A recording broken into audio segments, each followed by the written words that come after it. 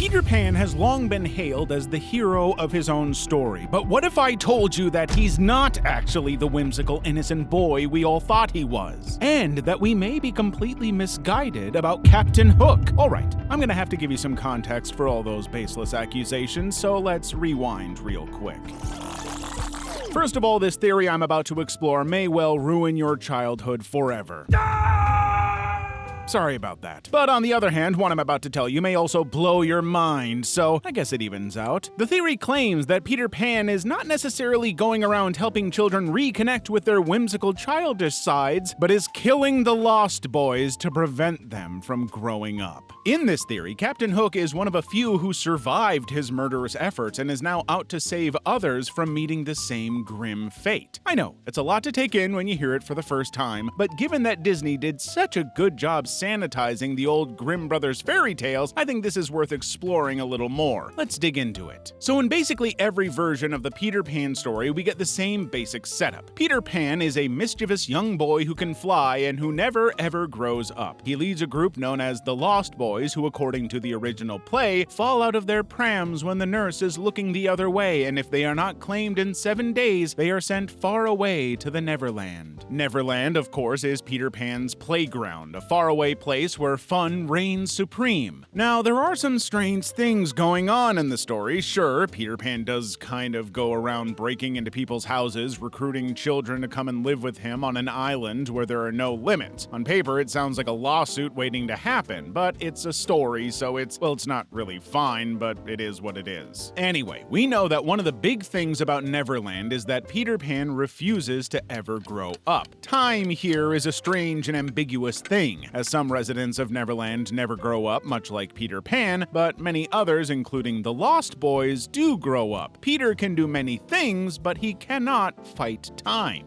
Now, in this theory, Peter handles that the only way he seems to know. He kills them. Because to him, a boy who refuses to grow up, life is not worth living unless you're a child, which leads me to the complication of Captain James Hook. In this theory, Captain Hook and the other pirates would not be considered the villain per se. These are people who survived Peter Pan's initial attacks, his murder sprees, and his efforts to fend off the ravages of time. They somehow managed to grow up and flee Neverland before Peter could turn his attacks in their direction. Now they dedicate their lives to protecting the children who could potentially find themselves at the end of Peter's dagger. Look, it's dramatic and kind of silly, and I initially thought it made no sense. Hook is portrayed in basically every incarnation of the story as a villain, and in the novel, he's even described as being a figure so intimidating that notorious pirates like Blackbeard and Long John Silver are afraid of him. But when I went researching for this theory, I found something that changed my mind. Because J.M. Barrie kind of confirmed the theory in the 1911 book, Peter and Wendy. In Chapter 5, Barrie writes, "The boys on the island vary, of course, in numbers, according as they get killed and so on. And when they seem to be growing up, which is against the rules, Peter thins them out. But at this time, there were 6 of them, counting the twins as 2. Well, I think that changes everything. Look, the wording of it is open to interpretation. Peter thins them out doesn't have to necessarily mean that he kills them. It could also mean that he simply exiles them from Neverland when they grow up. But writers use the words they use for a reason, and he could easily have clarified that if he wanted to. The ambiguity is asking readers to jump to their own conclusions, and maybe Pan is a murderer. After all, there's been a theory for years now that Neverland is actually not a fantastical land of joy and fun, but a kind of afterlife for children who died when they were young. The Lost Boys, in this theory, are a collection of ghosts and spirits, or whatever else you want to deem them, who are given a second chance at the childhood they were cruelly denied in life. Now, in this interpretation, Peter is obviously a really good guy. That's a great thing to do for them. And it makes sense, since it's long been speculated that Barrie wrote the initial Peter Pan story following the accidental death of his brother in childhood. Barrie's mother handled the death poorly, but it was said that she took comfort in the idea that he would remain a boy forever. So it's not impossible that Barrie had this in mind while writing Neverland, subconsciously creating a land where children taken from the world too soon could have a second chance at the childhood they never got. Let me get back to the Peter and Wendy novel for a moment. The book quite clearly lays this out in the very first chapter, in which Mrs. Darling recalls Peter Pan. After thinking back into her childhood, she just remembered a Peter Pan who was said to live with the fairies. There were odd stories about him, as that when children died, he went part of the way with them, so that they should not be frightened. Every incarnation of Peter Pan implies this in some form or another, whether clearly or very subtly. However, there's always some way to interpret that Peter exists to help guide dead children through the uncertainty of the afterlife. They have an adventure in Neverland, and then they get killed and moved on to the next plane of existence, which, unless I'm very wrong, is heaven. So yes, Peter Pan is in some way doing a good thing, and we should celebrate him for that. But then we have to come back to the whole point of this video, which is Peter Pan is killing kids. Regardless of his intentions, when those kids grow up, he cannot allow them to go through with it. Let's look at another example of Peter's questionable intentions. At the beginning of the story, Peter sneaks into Wendy Darling's home for the very first time. He encourages Wendy and her crew to embrace the idea of adventure and do something fun and to fly. And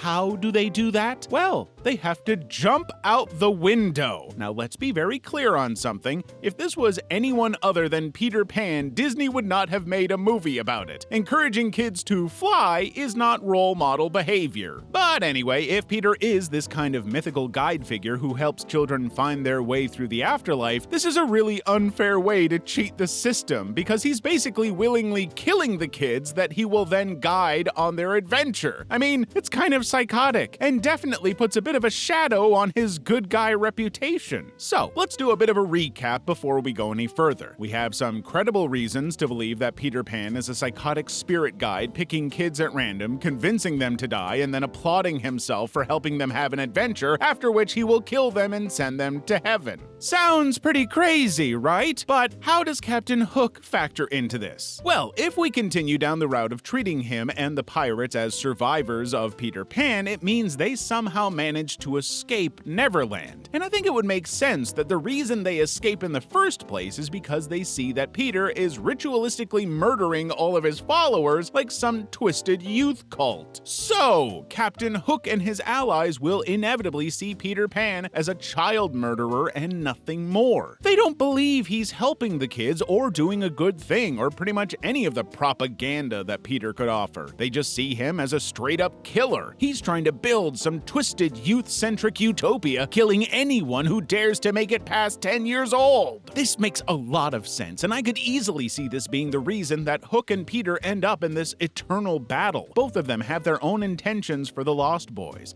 and they have their own ideas of how the situation should be handled. It's why Captain Hook tries so hard to get the kids to become pirates, not Lost Boys. They actually stand a chance of survival here. But Hook doesn't understand that Peter is helping the kids move on to heaven to their next journey. Admittedly, he's also seemingly killing the kids to get them on the journey in the first place, but you know. The point is that Hook, throughout the incarnations, and especially in the Disney movie, just won't listen to anybody. He's a pompous, egotistical man. So why would he listen to a kid who kills other kids? There's no room for discussion or debate, just endless sword fights and pirate ship attacks in the happiest place maybe on Earth. Now, there is a little snag in the theory when it comes to Captain Hook. The original play implies that Hook attended Eton College, which accepts students from the age of 13. Therefore, it's likely he would never have gotten to Neverland before he became a teenager, at which point he would be too old for Peter to even consider a lost boy. It's not common to hear about people who have gone through unthinkable traumas and then dedicate their lives to helping other victims find their strength and build their path back to their own lives. I think that's what this theory does with Captain Hook. This is a guy who was clearly so traumatized by his experience at Neverland that he became an intimidating pirate just so he could develop a reputation and come back to save others from meeting the same fate. Honestly, it kind of turns him into a more complicated character, something way more interesting than this pompous guy who really doesn't like the color of his own blood, which honestly was always a strange thing considering he wears red all the time.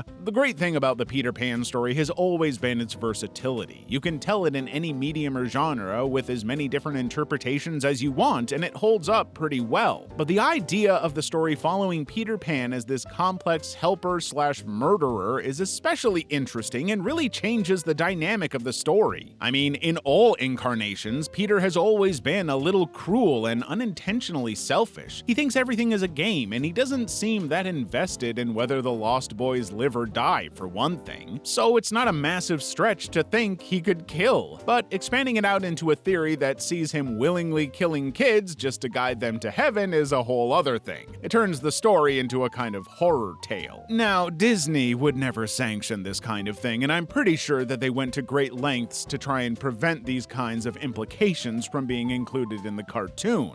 But the story is so rooted in ambiguity that I think you could argue that the same thing is happening there. Peter Pan is just a very charming psycho. And don't get me wrong, I'm not saying that Captain Hook is a good person in these stories by any means. He pretty obviously isn't. But I think it would be understandable that if he did survive the terror of Peter Pan, he would become a kind of vigilante to protect others from meeting the same fate. So, yeah, the Peter Pan story is all about Peter's efforts to prevent the Lost Boys from growing up by any means necessary, including death. Well, exclusively death. Or maybe this whole story is just about a magical flying boy who likes fighting with an upper-class British pirate just for the hell of it. I don't know, man. I just like cartoons.